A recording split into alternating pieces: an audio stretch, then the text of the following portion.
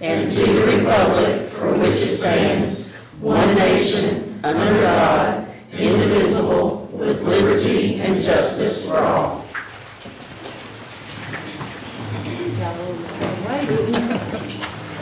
Sling it over there.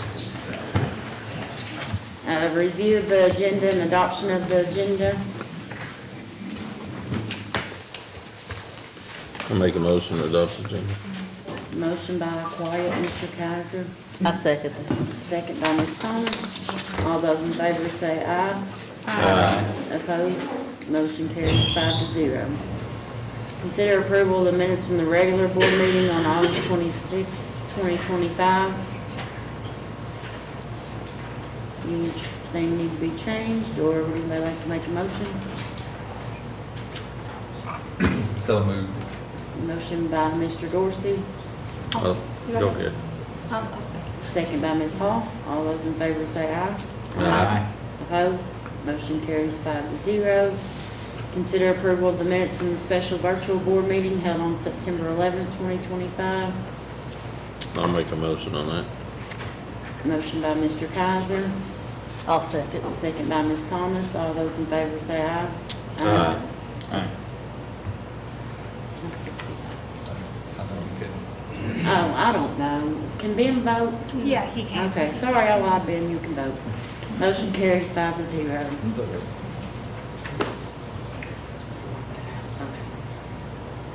Clark County Public Schools recognitions. Hello, everyone. We're very excited to move into a different way of doing our recognitions. Our district is leaning into the competencies of the Portrait of a Clark County Learner, and so we are now tying our recognitions into those competencies. So we're very excited to introduce that tonight. And our first person, come on up.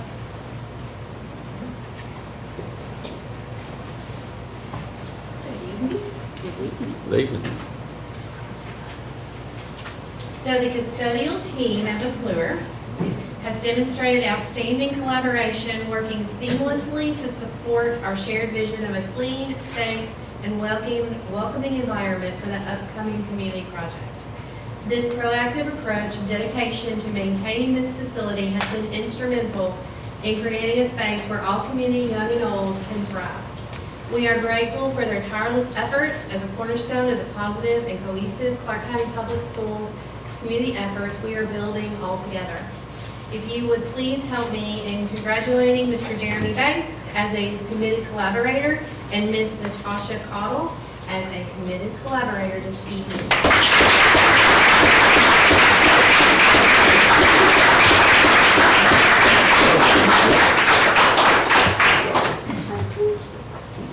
Oh, we have to stand up here and get pictures? This is my part.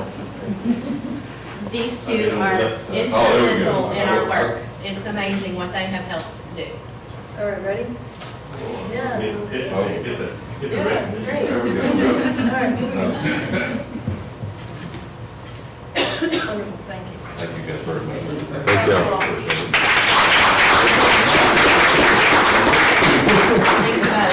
Thanks, both. Appreciate you. We also have a committed collaborator as well. If you all remember, we started the Pritchard Committee last year with clubs at Baker and Conkright. And in order to make those 27 clubs and the 8 clubs we have going right now at Conkright, it is instrumental in this pivotive, I just can't even say how much she does. And Amazon must pull up here and think, what is Cassie Puckett doing right now? Because it takes a lot to make all the back work happen in order to make those clubs successful with kiddos and teachers, and it's just amazing. If you've not been at Baker from 2:40 to 4 or at Conkright from 2:45 to 4, you've got to come. They are just doing a magnificent job with our kiddos. But Cassie makes everything work.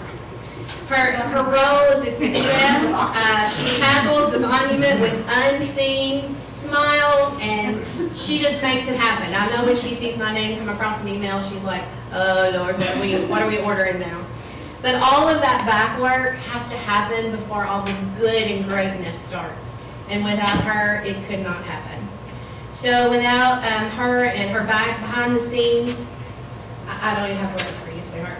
You're just wonderful, and we can't make it happen without you. Thank you so very much.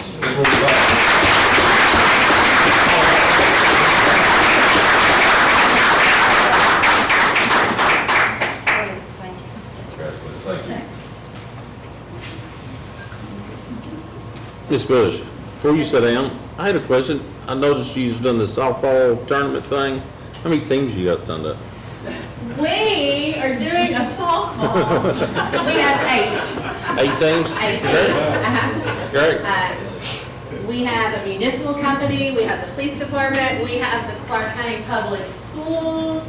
Look at Mr. Key back here, our coach. We have 5 that have signed up, and it's very exciting. I just thought we were gonna play for fun, but obviously there's a whole lot of competition in this. Look at Mr. Oh, come on. But, I'm sorry, I got off track, but 8 have signed up. Thank you. Hello, everyone. It's my turn. So I nominated Bob Pulliam, and Bob Pulliam exemplifies empowered leadership through the calm and steady way he stepped into additional responsibilities at the Cardinal Innovation Center, specifically Phoenix Academy, during my father's passing. He led with integrity and compassion, ensuring that both staff and students felt supported and that operations continued smoothly in my absence. His ability to rise to the moment, take initiative, and care for people while maintaining high standards shows the true mark of an empowered leader. And I want to personally thank him very, very much. Thank you, Mr.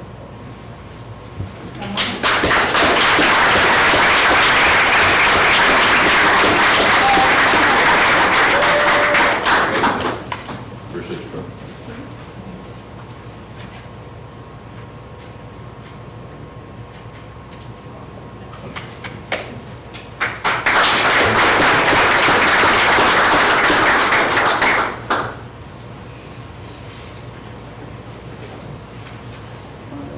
Public comments.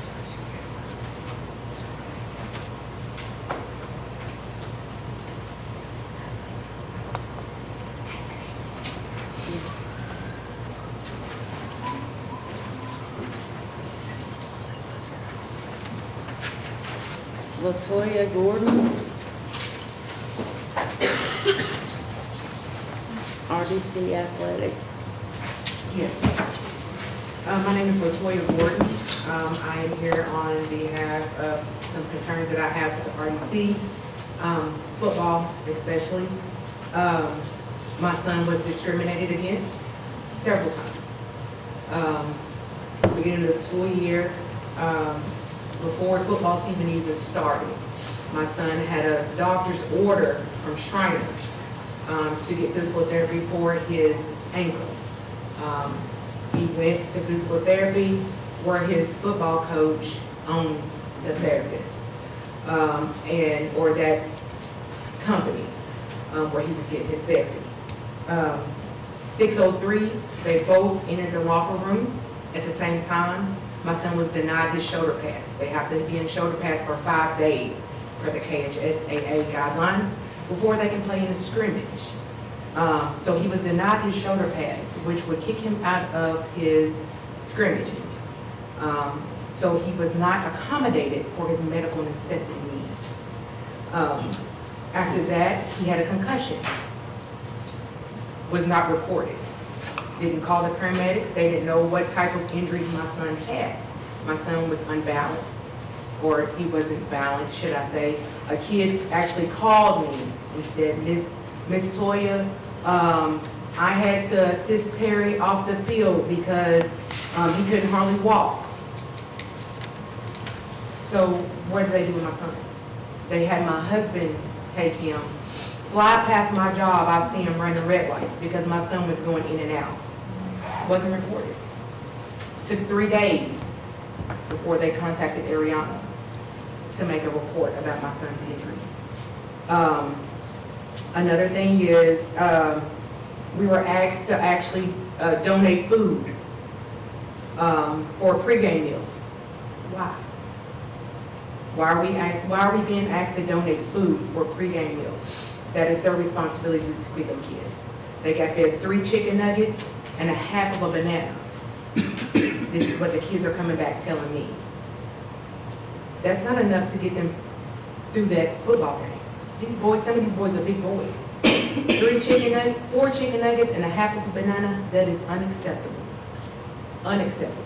And it shouldn't be. At the Mogo game, they had a water bottle. Looks like it was for go camping, take for about 4 people. The cooler had a leak at the bottom.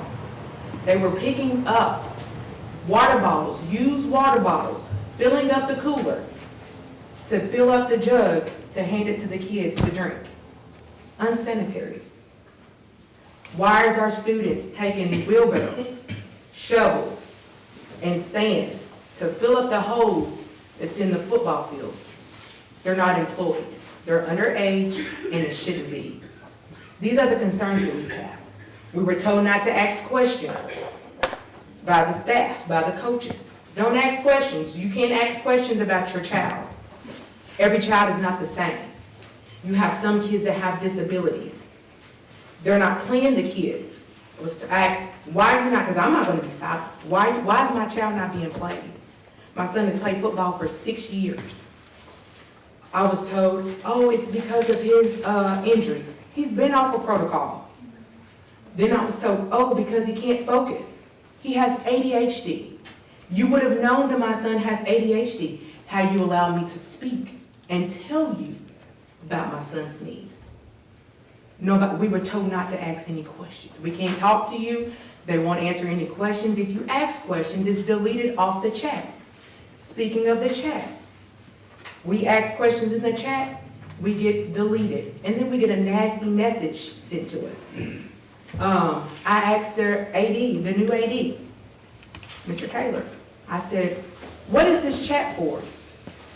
We were told it was for them to correspond with the students. Absolutely not. Per the Bill 181, they're not supposed to be contacting those kids through that team chat. It's against the law. Why? Why is the kids' information and the kids' contact, they can be contacted, why do they have access through this chat? And we've told them. I've told them. And it's still there. Nothing has been done. I told them my child, I've got it in emails. You've discriminated against my child. You think anything was done? Nope. My son's now being retaliated against because they don't like it when you speak up. All this stuff is unacceptable, and it shouldn't be.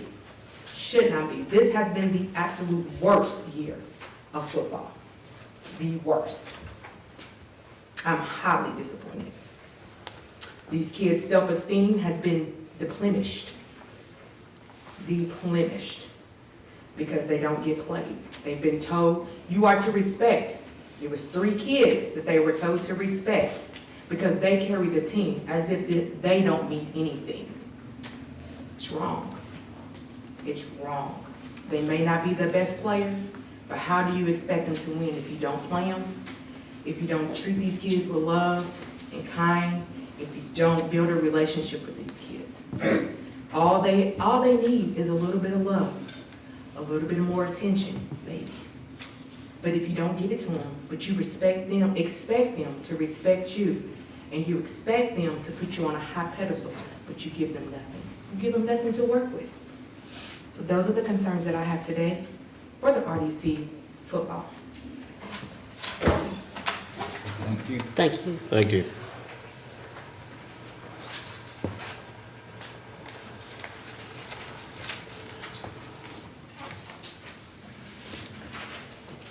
Student Support Service, consider approval of BG1 for renovation project at Baker Intermediate School and Robert B. Campbell Junior High School. Mr. Watkins. All right. So you all received, uploaded a copy of the BG1 form. The first step in identifying needs was the district facility plan. These are priority 1 projects with Baker and RDC roof, and I'm going to ask Brian to come up. He's got a project, or got a little bit of a presentation for the roof work. that's part of the project that he wants to share. Good evening. I'm Brian with the Ross Starn Architects. We have. Hey. I promise I will keep this very brief. I understand not everybody likes to talk about roofs as much as I do. So what I'm going to do is give a kind of brief update on where we are in the process for both Baker and RDC, and the strategies that we're using to kind of re-roof both of those projects. Then we can touch on the RDC renovations very briefly, just if you can flip to them. Okay. So over at Baker, what we've been asked to take a look at is a full roof replacement at Baker due to the degradation, the discoloration, and the age of that roofing system. There's 3 different types of roofing on that building currently. You've got the standing seam metal system that you see in the kind of bluish, greenish color there. There's an area that's spray foam, and there's an area that has some PVC insulation, and those are, you'll see that in the next slide. We're also looking at, so this is some of the information from our current documentation. On the right-hand side, you'll see the total overall roof plan of Baker. What you'll notice is that all this is all standing seam where you have the vertical hatch lines. These areas here between the wings, we've got HVAC equipment there. One side is spray foam, the other side is PVC. We will be removing both of those areas down to the substrate deck and replacing those with spray foam insulation currently, is the plan. That will include new flashings at all of the HVAC pieces. And then we're looking at, for the main feel of the roof, one of the complications we ran into initially is that in order to tear off that roof, all the existing insulation below it down to the deck, we have to build back additional insulation to meet energy code. There's an easier way to go about that, and that's to do an overlay system. So on the image here on the left, you'll see we have the original standing seam metal roof. We can slip in additional insulation and then overlay a new standing seam metal roof over that. Still meets all the wind uplift requirements. The only thing that we will have to adjust is where the gutters are located on the exterior part of the building. They'll raise those up just a little bit to match. That saves you a ton of additional insulation on the building. We just have done a project recently like this down in Pulaski County over a middle school as well. So that's currently the plan. That's what's priced in the BG1 for Baker. Flip to the next slide. And the snow loading, that's... All that's the same. That's all based on the substrate material. Okay. We would have the actual standing seam panel would be a better panel than what was originally installed. We still have colorways to choose from if you want to go back with a similar color on Baker as the original one. But now that they use the Galvalume system, it has a lot more color steadfastness over time. Switching over to RDC really quickly. So this is a drone image of RDC. You can see the variation on the roof on the existing spray foam roofing system there. You'll note that there's areas of the roof where they're newer, here at our wing, for instance, and out of the media center. Let's flip to the next one. So we had Spray Tech, which is a spray foam roofing contractor, come out, and we did some initial roof cores. We took 3 cores over the course of the building. Both of these, they're all similar depth in terms of the building with a similar substrate below it. The one that we really ran into an issue on here was roof core sample 3. It was saturated with water all the way through the roof core sample. So that's indicative of some of the comments that we've heard from the district in terms of where there's roof leaking occurring. Let's go to the next slide. And that's on that first wing, like the closest to the road, right? That's correct. So Spray Tech also came out and did a drone survey and infrared scan via drone and then a handheld scan over the building. This is the results of the IR scan, and so everything in yellow here on the building is where we have water infiltration all the way through the foam. So the yellow, just when you think of like a heat scan, that's what it's picking up. So the areas, again, that we have newer roofing systems here in our wing, the media center, the entrance, and on this back on the band wing here, those areas were pretty good. We are pricing for right now just to have a contractor come out and do the roof work to go ahead and do the entire building. We have the ability to back some of that out. In the areas here where we have proof from the scans that are probably okay for the time being. But in terms of the mobilization cost of the contractor, we just wanted to at least price the full amount first, and then we can discuss bringing that back. So we take this information on the next slide, Justin. So we break these areas down where we need full replacement down to the deck on RDC. So the areas in red are where we're going to require a full replacement down to the deck. We're translating this information over into a set of documents for a contractor to review, and you'll see that on the next slide. So we have the overall roof plan at Baker, and all of our enlarged plans, we're actually encapsulating the areas that need to be removed from the IR scan. So that's the pricing that's based off of their estimate for the amount of work. They did a really thorough and in-depth review on the building. So next slide. And then last but not least, we have a series of miscellaneous renovations over at RDC. I'm not going to go through every single line item here, but the areas in green are where we're looking at doing an HVAC replacement. So it's not a full building replacement, but it's taking up a good chunk of the current building. We're also looking at a full building fire alarm system upgrade, as well as window replacements in the areas in red on the perimeter of the building that are original to RDC that can use replacement there. So we have the numbers in the BG1 information that we sent to you all. Includes all of this, plus some of the conversations about additional work for athletics there at RDC. We have leeway to look at these a little bit closer, back some of this out in terms of scope. That's not critical at this time, but we wanted to at least take the approach to say everything where we have issues with the building currently, let's see what that is going to be from a cost impact and go from there. So when you look at the BG1s, we have a lot of room to adjust those numbers as we move forward, so don't feel like you're getting locked into anything right now. We're going to have many further conversations about RDC in particular to really refine that scope. And on the roof on Baker, so the plan for that is we'll remove those areas down to deck. The rest of the areas that do not need to be removed to deck will be scarified, so they actually kind of shave off that top layer of foam coating down to about 1/2 inch, so that'll level out the majority of the building. They'll come back over with an additional inch of spray foam insulation and a new ceiling coat on top of that. So that's what that number includes for that. That'll have a 20-year, no dollar limit warranty. Yeah, on RDC, that's correct. What about on the metal overlay? Is it 20-year too?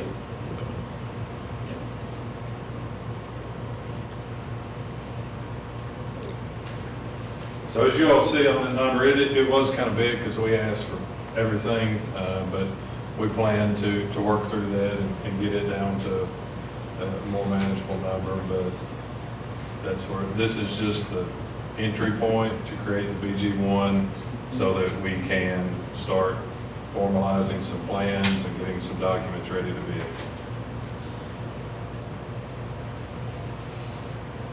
Any questions? Is that something you'll be bringing back to the planning committee, and then they'll kind of make a recommendation, maybe? We'll bring that back to the board Oh, okay. next month. We plan to, Brian and I have already talked, he plans to bring some more formalized plans. The roof that he went over kind of is what it is, but we've got to kind of fine tune inside the building at RDC and for some of the athletic field upgrades, you know, exactly what we're going to do and bring that to you all for sure. We'll have a little bit more of a deep dive on that, as well as the athletics portion, until we kind of nail that down. Again, the way that the process goes for this, once we hit that kind of BD/CD phase, we'll have a BG2 document, a BG3, so that'll be a finer look at the cost opinion for that. We would also revise the BG1s as well. So at this point, you guys aren't committing to anything, you're just giving us the leeway to start the process. To your point, you know, we're not gonna go from here. We'll actually come back to you several different times over the next probably 4 to 5 months.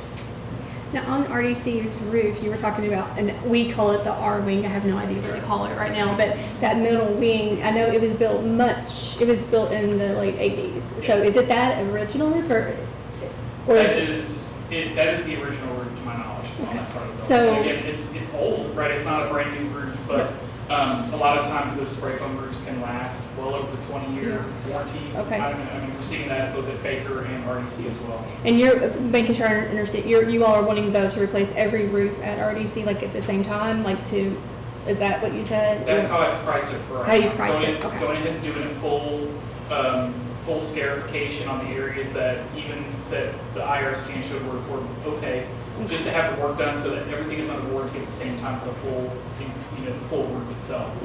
It's easier just from a maintenance standpoint. Makes sense. But again, we can certainly pull that back out. We have the numbers to get back up how that would adjust the BG1. That's original roof on Baker also? It is. I know that's been there since I do about know 88, 89. there was a tornado, and when they first opened. That Is they there had a anything that falls outside of code right now? Or is this still gonna, I guess, you know, even if it's outside, we're gonna be getting it into, but I wasn't aware if there was anything. Or if it was just, you know, cleaning everything up, replacement, you know. Yeah, that's primarily what we're looking at. We're also, as part of RDC, looking at some interior doors to beef up the hardware on those, some of the classroom doors to better function with all the school safety audits that we're currently seeing. So we've got a lot of, you know, little loose ends like that, but nothing major from like a code perspective. Yeah. Other than the energy code component, if we were to pull everything off Baker, we're talking about adding another like 3 inches of insulation to that. And that much polyiso over that area of roof is a substantial number. So.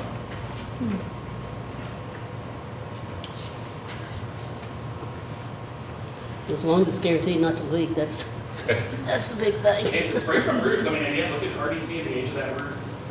We're having problems now, but it's an old roof. Yes. So coming back over with a contractor that has a really strong reputation, I mean, it's pretty good. And it have a 20-year warranty. Yeah, on top of it, that's right. Any more questions? No, anybody like to make a motion? I make a motion to approve the BG1 for renovation project with Baker and RDC. Motion by Mr. Kaiser, I'll second. second by Mr. Dorsey. All those in favor say aye. Aye. Opposed? Motion carries 5-0. Consider approval Thank of... you, Brian. Oh, yeah, Thanks. thank you. Consider approval of advertisement for construction management services relating to upcoming renovation project at Baker and RDC. So, like I mentioned, the first step in the whole facilities process is the LPC creating the district facility plan. Again, the roof and the HVAC work at RDC was priority 1 projects. Those are the first things to tackle. The first step in that process was hiring an architect, Ross Durant, who we have worked with on multiple things and have a lot of background with their district and our buildings. The next step in this project is creating the BG1 so that we can start coming up with drawings and specific plans on next steps. This request is to advertise, let me back up, to advertise for a construction manager, like we had on the preschool, to help coordinate all those efforts. And this doesn't, again, commit the board to anything. It is just a request to advertise and see what kind of interest we get. Any questions? Anybody like to make a motion? I'll motion to approve that Motion. advertisement. Construction management services. Motion by Mr. Dorsey, I'll second. second by Ms. Hall. All those in favor say aye. Aye. Opposed? Motion carries 5-0. Consider approval of temporary easement for WMU sanitary sewer line project. So WMU has approached us about a temporary easement on the back side of Shear Elementary. They're doing a project on Hamilton Street, and I think it's patio Yeah. that runs parallel to Shear there. And Hamilton runs perpendicular with some houses. Their project is going to basically shut that whole road off for those people who live there. And so they've asked us for temporary easement to put down some rock, gravel for a parking lot, a few parking spaces down on the corner there, patio, and then for them to stage some equipment there on the other side of the road that we own, all the way to the very back of Shear. It would not impact Shear, parent drop-off line, buses, anything like that. You mean that big field behind Yeah, where the across- fenced-in area is? Yes, way down on the backside across the creek. And after it's all over with, they go back, they'll put grass back down for us? They can. We've even talked about maybe leaving the gravel down there because it's just a field right now and it's an area that we have to mow.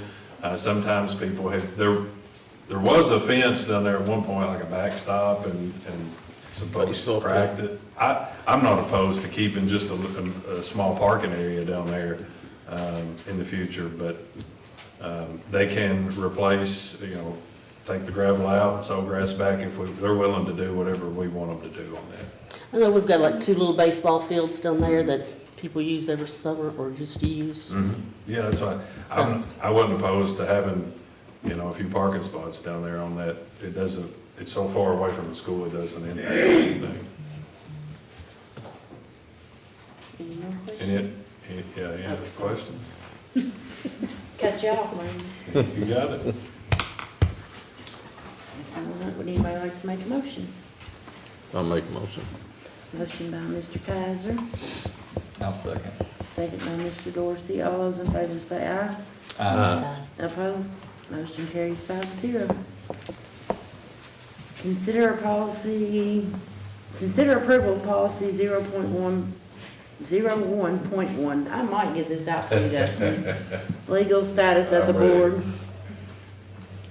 Sure, so I'm presenting tonight, well, typically this would be under Dr. Parrish, but she's at a conference. So essentially all we're doing with updating this policy is changing some verbiage. This specifically talks about a student member. Currently the verbiage is shall, and we are replacing that to may. And then also updating the notice of non-discrimination to make it up to date with the policies. So. Any questions? My only question is that at the end where it talks about the references, do any of those need to be updated, or are those all referenced with federal and state statutes? Good question. Those are actually all referenced in the correct way. We ran it through KSBA to make sure. Okay. Because there's a lot there. There's a lot. And really older statutes. Yeah. That's, as we know, ever changing. We looked at several other districts' non-discrimination policies and what's required for higher ed institutions, and that seemed to be pretty well accepted. I'll make a motion to approve policy 01.1 legal status of the board. All right, motion by Ms. Hall, I'll second. second by Mr. Kaiser. All those in favor say aye. Aye. Opposed? Motion carries 5-0. Can I suggest one thing before we move on? I know he's got a council that he meets with. Maybe having somebody from that council, not put it in a policy, but come and present to us, his advisory council, one person from the advisory council maybe come talk to us once a grading period or something like that. I think it's a great idea. We're trying to build our portrait of a learner with them, and part of it is being an effective communicator. So having our kids present to a group like this would be fantastic. And we could break that up strategically. And eventually if that, of course, I'll also let you guys know when we're meeting. So if you guys want to come to those meetings, we're doing some really good work with building leadership with our actually it's 10th through 12th grade right now. We've got about 20 of them. So absolutely. I just thought it'd be good to hear from them. Thank you. Acknowledgement of CCPS financial update. Ms. Ellis.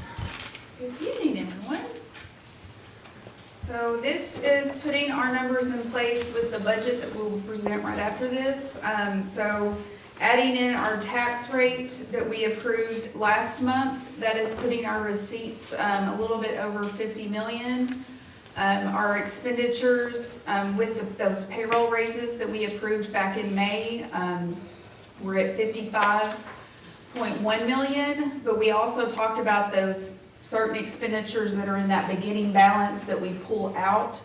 So when you kind of look underneath in that general fund balance area, technically when we're looking at revenues and expenditures for just this physical year, not talking the beginning balance rollover, we are in a deficiency of the 4.6. However, if you start pulling off those numbers that are technically in our beginning balance, we actually have an excess balance right now of $329,000. So that is good for us. We are sitting good right now with where our revenues and expenditures are and how we have rolled over. That is with a contingency of 3.9, so that is a 6%. So that is a little bit down from what we looked at last month with July, which was not having all of the numbers in for our working budget. We had just really rolled the budget, all of the entries had not been made. And really what that difference of this 3.9 to what we were looking at 5 million of contingency is the encumbrances. So we had rolled over encumbrances and we hadn't made, but I hadn't made any adjustments yet with July. So all of those adjustments were being made with this working budget. I hadn't made any of those in July with the numbers that we had presented last month in July, so it was making our contingencies still look like we had the 5 million sitting at that 7.7%. But really, we have to pull that out of contingency and kind of budget for it because we've planned to spend it.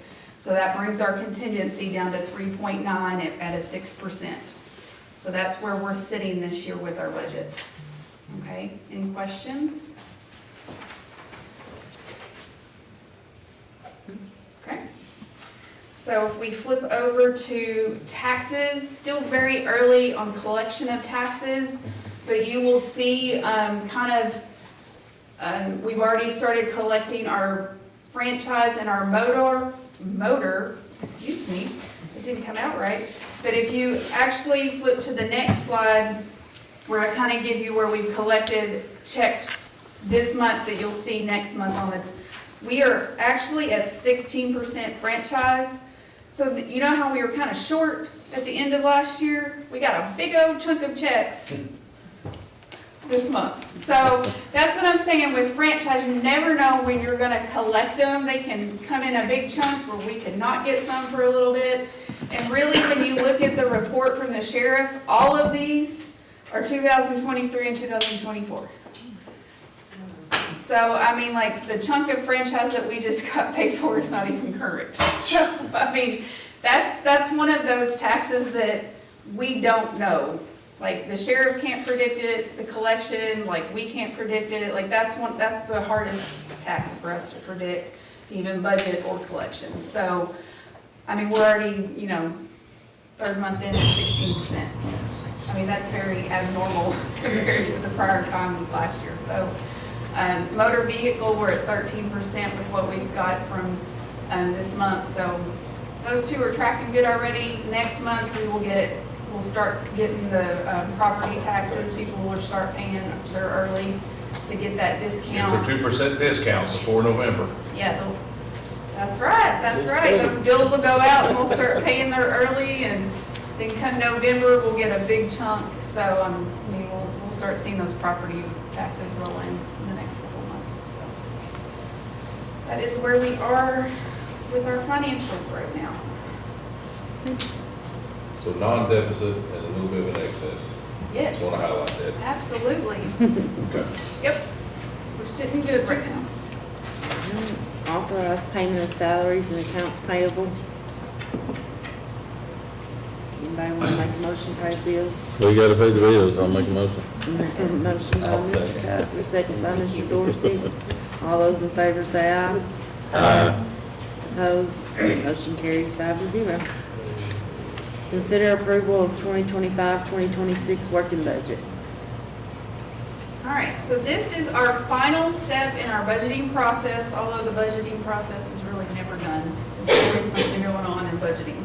But we have to approve this budgeting cycle and submit it to the state by September 30th. And so there are very minimal changes, but I'll walk through those with you if you'll flip to the next. Should have gotten the clicker. So this is just a summary of all of the funds. We have 10 different funds that we operate out of. So that is a summary of those. I am only going to walk through the funds that we are changing. So Fund 1. So this is a summary of all of the funds. So the big funds, Fund 1 General Fund is our taxes. Fund 2 is our grants. And then Fund 22 and 25 is our school activity stuff. So nothing changes in those unless we collect dollars. It's the only time stuff changes in those. So Fund 25, you see that it has changed by $961,000. Not really, that's really just the balance where it has rolled over the monies from the prior year. It's just the beginning balance budget entry. We didn't budget anything at the draft or tentative level. That's just really where we rolled the dollars and set up the beginning balance. Building fund, construction, debt service, those are all based on our properties and our bonds and all of that. Food service, they are their own entity. That we'll walk through in a little bit more detail at the end. And then nothing has changed about our child care operations. We have stayed the same budgeting, projecting for that. So that was really fast. Any questions about something specific other than what we're going to get into a couple details on Fund 1 and 51 really? I just have, on the child care operations, how are you feeling about them? That's really our first year. How are we feeling about it? We are feeling much better than last year, but we are still navigating news. Let's just put it I that got way. you. I got you. But we feel much better. We are, the program is greatly improved. We are still going to have to fund some of it out of general fund. I still have a budget line item to fund some, but I'm hopeful that we won't have to use it towards the end of the year. We've had a whole lot more enrollment in aftercare. I mean, they are booming with enrollment in aftercare. So, I mean, I'm sure Ms. Blanton will probably give an update at some point on the whole child care program, but it's running very well. So I foresee that it is going to fund itself eventually. Will it be this year? I don't 100% know that, but we are on track for that to happen. That's awesome. Yes. Okay, well, let's jump into Fund 1 changes. So this is kind of the overview summary of what has happened from the tentative budget to the working budget. Very minimal changes in an overall sense. We're only changing the bottom line by $87,000. There's a lot in between there that made that happen. Beginning balance, we went down by about $631,000. But in all reality, the way what we projected, we're down $631,000, but that's really made up of two pretty big, large items. We went ahead and bought Chromebooks for this year at the end of last year. Okay, that was about $250,000 because of the tariffs that were coming in, and then just prices. We went ahead and like jumped on the stock and bought them at the lower price because we knew prices were going up. So Mr. Kaysen jumped on that and bought the quantity that they had in stock in the warehouses, knowing that when they replenished that stock, the prices would be higher. And then also our insurance, we paid about an additional $320,000 that we budgeted in insurance. So that was a pretty penny. So what do you think it went up so much? Insurance just ballooned for Just everybody. ballooned. It just statewide just. That's quite a bit. It is. Well, and working for next year, we're working on actually allocating a little bit more. Yes. One insurance company predicted another 18% jump cost. Yes. So between property, fleet, all the things that basically fall under the umbrella, they call it the umbrella insurance policy, which is a multitude of things, workers' comp, between all of this stuff, literally we get 10 invoices a quarter to pay all the insurances. Like for the entire year, it was about $320,000 extra. So that's very close to the $631,000 that we were short, that we spent out of last year's budget, that we weren't really preparing when we projected to roll over this year. So that's what we were short in rolling over our beginning budget. We increased our taxes right around 800. We said 866, but when I ran the numbers to the actual value, I increased the budget to 870. The way the property dollars fail with our SEEK calculation, when property values go up, the state takes money away from you. So we actually are going to see our SEEK decrease by about $234,000. So I went ahead and accommodated that. And then we're going to see some capital funds also with the way the property dollars increased. It made our capital funds go up, that we can infuse that over to general fund. So the combo of all of that makes that $87,000. And then also corresponding on the expense side, just the way all of the budgets changed with all of our rotating in all of the accounts between payroll and encumbrances and the way everything moves around, and then what we had to take out of contingency to make up that difference, that 87, that's the difference of all of that. Any questions on that? So that's how the budget's changed within Fund 1. So when you see that it says tax increase of, Does that mean taxes actually went up that much? Like, we raised taxes by that amount? We raised our revenue, so our budget for revenue. So adopting the rate that you all adopted, it's gonna make our revenue that we're gonna get from that adoption of that rate, we got to increase our budget. Correct, but we actually decreased the tax rate. The rate itself was decreased to the 0.5 taxpayers. with the 65.5 versus Correct. 66.8, correct? Correct. Thank you. Yes, ma'am. You're welcome. So the next slide is just a summary from actuals of how we ended last fiscal year, the tentative budget that we presented in May, the working budget that we are presenting right now, and then those differences that we just talked about. So that's just kind of laid out the numbers in each of the funds for you to see it a different way in the summary we just talked about. So that's the individual categories of all of our revenues.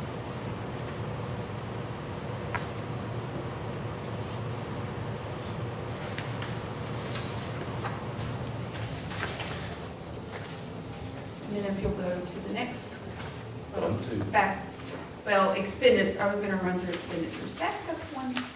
Okay, so this is a summary of how expenditures changed from tentative to working. So that is with raises in our payroll. And then you see that employee benefits actually went down, which seems strange. However, the KPPA retirement rate for our classified staff actually went down this year. It went from 19.71% to 18.62%. So when you talk that decrease of a percentage on the amount of classified, like it actually decreased our payroll benefits. So that's why that rate is down. And then we adjusted, you'll see the 0300 is up, and that is due to not having ESSER funds anymore, rollover ESSER funds. We've spent all of those out, and we used to, those funds for like Kagan and OGE training, and we have to continue paying for those programs, so that's back on the general fund. So those buckets, professional services is now on that area. We have to sustain that programming that we've started. And then 0400 and 0600 are negative, meaning that we've taken money away from that. That's where we decreased that set aside and kind of put money back into contingency because we wanted our contingency to be at 6%. And so where we used to have 2.3 million for set aside for furniture and maintenance projects and that kind of stuff, we decreased that to 700,000. So that's why those budgets specifically are showing less. And then the 0500 is insurance. So that's where we pay insurance from. So you see that that's up because we needed to increase that insurance bucket of money. And then that very large 1.7 you see under 700, property is our bus purchase PO where that encumbrance rolled over.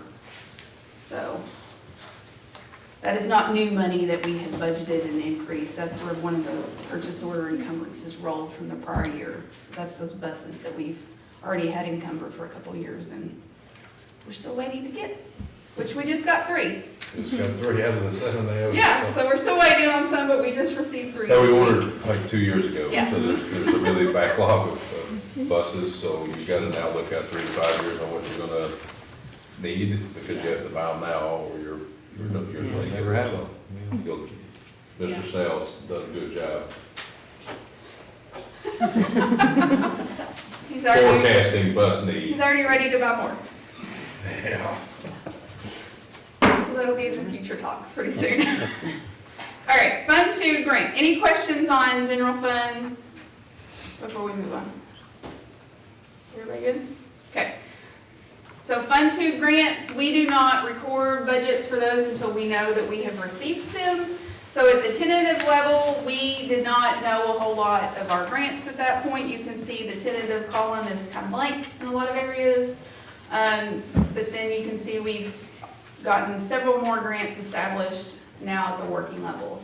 So if you flip to the next one, it gives you the bottom dollar. So we have 6.9 million in grants now at this point declared. And this is only this fiscal year grant. So we have more grants on the books that are like rolled over from prior years. So, but this is only the ones that are labeled this fiscal year's grants in the budget. Because the way the budget works is it only books ones that start in this fiscal year in the cycle. So we have ones that have rolled over. So we actually have more grants on the books, but you just don't see those in the budget cycle specifically. So we're probably closer to more like 8 million on the books, in all honesty, with rollover. Okay. And then Fund 51, school nutrition. Not a whole lot of changes for her either, but good news. Her beginning balance went up for her, a little over 100,000. So she got to increase her budget by that. So that gives her a little bit more cushion. And a lot of that has to do with her summer feeding program. Is she here? Shout out, awesome. How many meals did you serve? Oh gosh, 21,000 or something. So, I mean, awesome. So that's really, a lot of that has to do with her summer feeding program in June. And it's even more in July. So she's got even more revenues in July that were booked from that. But that's really just from June, in all honesty, that helped roll that over. So that is the biggest revenue change for her, obviously, and the only revenue change. And then on the expense side, very minimal changes. You can see down in the 800 category is really that excess. Miscellaneous is kind of like her contingency area. So that's where that excess went, is to her bucket of contingency down there. Any questions? That's our working budget. Any questions for Ms. Ellis? The nutrition, they got to keep the free breakfast lunch, right? Yes. Then they start charging. That's right. For our students, for all of our students. Yes, problem for students, yes. And Ms. Ellis, I want to say, I appreciate how you always present us with the information and make us understand it. Because I know your job must be just wow. But you do such a good job, and I appreciate you. And that's why it makes it so easy for us as board members to approve budgets, because you keep us well informed. So, Yes, you did. and with that, I will make a motion to approve the 2025-2026 working budget. Motion by Ms. Hall, I'll second that. second by Mr. Dorsey. All those in favor say aye. Aye. Opposed? Motion carries 5-0. Pretty good. Consider approval for the board members and the superintendent to attend KSBA's 2025 Winter Symposium to be held December 5th through 6th, 2025 at the Louisville Marriott downtown. Oh, that's me. But it's kind of, it is what it is. And this is where we can make sure we all get our annually required training hours, so. So check your hours and get what you need this time.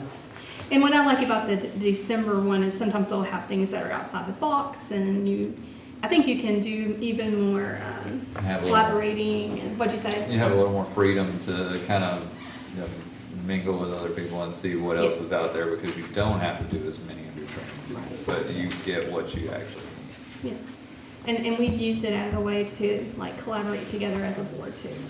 When I say collaborate, get to know each other, work together, that sort of thing. So I'll make a motion to approve. Motion by Ms. Hall, I'll second. second by Mr. Kaiser. All those in favor say aye. Aye. Opposed? Motion carries 5-0. Consider approval of the Board of Education trick or treat community and school collaboration. So my understanding of this is held at GRC, and the school, like, is it the agriculture or the? FFA. FFA. FFA does it with WYSL. There's there's lots of groups. And but this is a safe place, kids go on the campus, Yes. and they. It's all held trick or treat. inside the high school. They trick or treat, there's stuff to do, safe place, they're not out on the streets. Yes. Parents go with them. Yes. No, it's been packed the last couple of years. It's a big It's time gonna be event. worse this year, because with Boonesboro not having theirs, I would Yeah. say Yeah. it's going to double at least. And my understanding is, I've never went, my kid's now too old to do this sort of thing, but it is definitely it's what anyone's welcome to come. I said never Right. too. Yes. Yeah, never too. Well, but in their minds, they are not at a place, yeah. So with, I believe I'm wondering what all the board members are thinking, maybe around, it takes a lot, like inflatables, and there's the candy. We do inflatables, prizes, candy, games. Games, yeah. And then FFA does their part in the, We get all the groups and everybody kind of They do the organized to where they churches. line yeah. work with the churches. All- Is it on the way. 31st? Is that what it's going to be? No, it is on the It's on the 26th, Sunday, I 27th. think. She sent it to me. Yeah.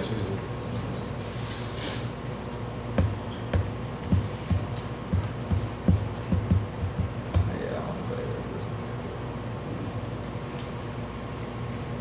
I think we've historically given around $5,000 for this. Does that sound right? Yeah, I think we've systematically three to four. Yeah. It's been, yeah, right around there. It started out like as 2 and then kind of lasted. As it keeps growing, you are. WYSL does all the manpower in the gym, runs the bouncy houses, runs the games, hands out the prizes, hands out the candy in the gym. Now Tara Pig and the FFA does it throughout the high school. Yeah, it's a big kind of collaborative event. You all should come. It seems like we can show off GRC too. Oh yeah, because they go all the way around. Yeah. And then she sends them out through us. Okay. So they go in one part and come out through us. It sounds like fun. So I'd like to make a motion to donate or to approval of this collaboration of $5,000. Does anyone else have any other motions or agree with that? I'll second the motion. All right, motion by Ms. Hall, second by Ms. Thomas. All those in favor say aye. Aye. Did we vote on this? I don't remember. Did Ben and I vote or just let You don't Ben? have any personal No. economic stake. I think you do. Okay. So did you vote? Yeah. Okay. Motion carries 5-0. Superintendent's report, I really about skipped you. Yeah, we got lots of stuff. So we want to give the board a couple updates on some things that is coming up, some information we have. If you'll notice, that we'll get, some of these have already been released to the public. We're really trying to get information out regarding our Fall Family Connection events. Some of those have already happened, but we've got a bunch more coming with Baker on the 30th. We got Strode and RDC on the 2nd. It's kind of our open house night and season. So that is one handout. The other one, getting ahead of it with our Veterans Day celebrations. This is something we take great pride in Clark County. Every school has their own type of Veterans Day events. You also, this is something we kicked off last year, where we're leaning into our vision of connecting the district and community as one to grow greatness. You cannot do that in silos. So we invite everybody to eat with us throughout the year. So this is already a schedule of the Thanksgiving lunches that we'll have.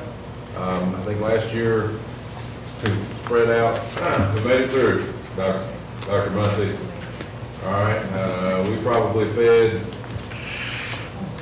5,000 parents. And that was just the elementary schools. So again, it's a great collaboration to get people in, and then we also have some holiday lunches around Christmas times. We've got those dates out, so we'll be putting all that out together. Again, just trying to give parents enough headway and notice so they can actually participate and not finding out like the week before, but then you have to go to work and make time. So welcome again. It's our vision. We were trying to connect with folks in the community and with our parents. Breaking news out of KDE today, so I went ahead and added this. Instead of giving the ACT for our college readiness, the State Department has changed to the SAT.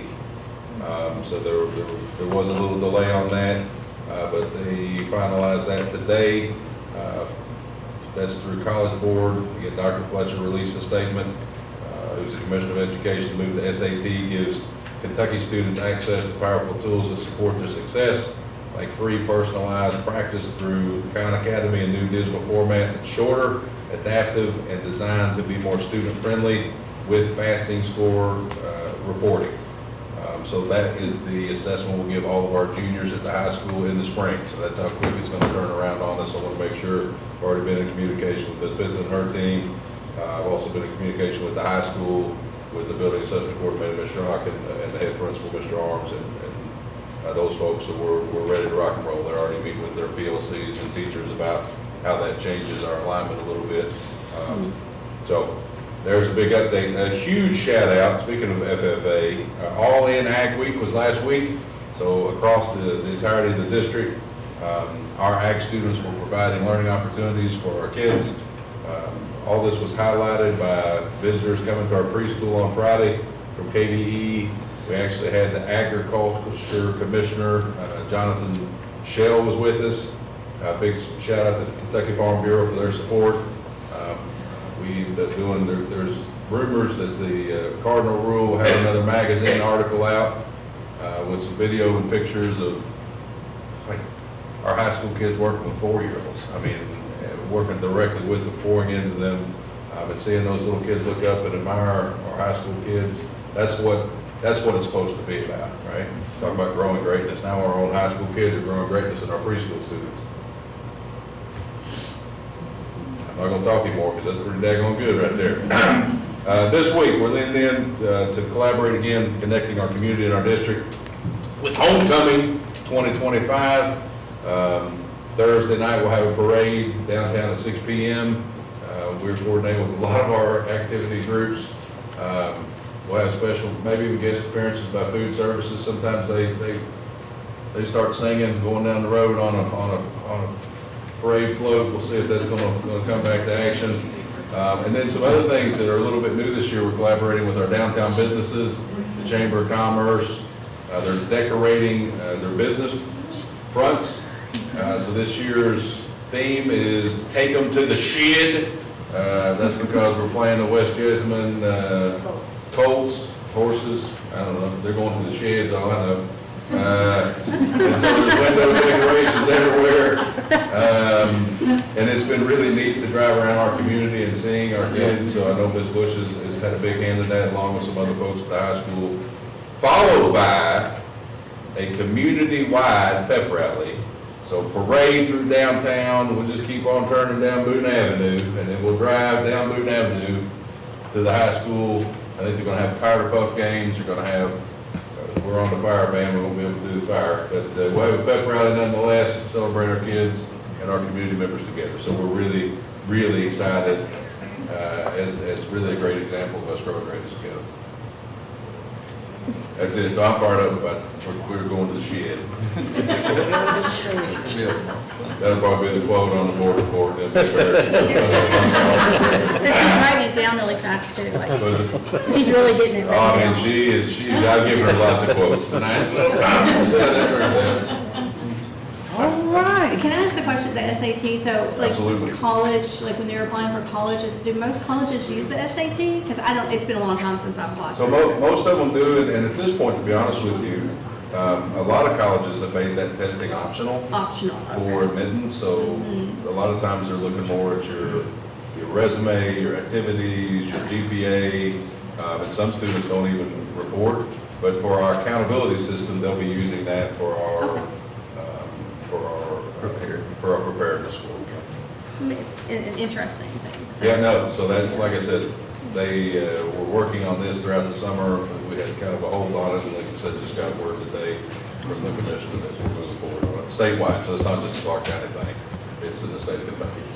And then with this parade downtown, like, I haven't been down, I've kind of avoided downtown, so where is this parade gonna be? Is it that where it usually is? So it'll be where it usually is, except it'll take a detour around like the Main Street part.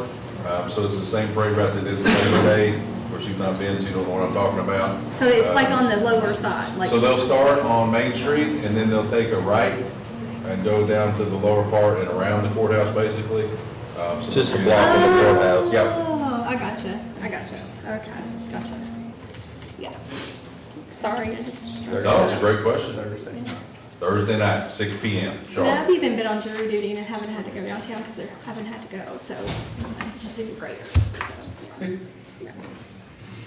It's coming along in there. It should be. Yeah. They're planning a big Christmas parade, I think, later. I've been watching Mason. He like puts videos every day, so Oh, does he? yeah, it's good stuff. So Yeah, he's great on updating everything. yeah, so I don't have to go down. Yeah. All right, consent agenda items. Would anybody like to make a motion for those? Items 1 through 19. I'll make a motion. Motion by Mr. Kaiser, I'll second. second by Ms. Thomas. All those in favor say aye. Opposed? Motion carries 5-0. Need a motion to adjourn. I'll make a motion to adjourn. Motion by Ms. Hall, second by Mr. Dorsey. All those in favor say aye. Aye. Opposed? Motion carries 5-0. Don't remember Oh, wrong. 7:07. You said 7:30.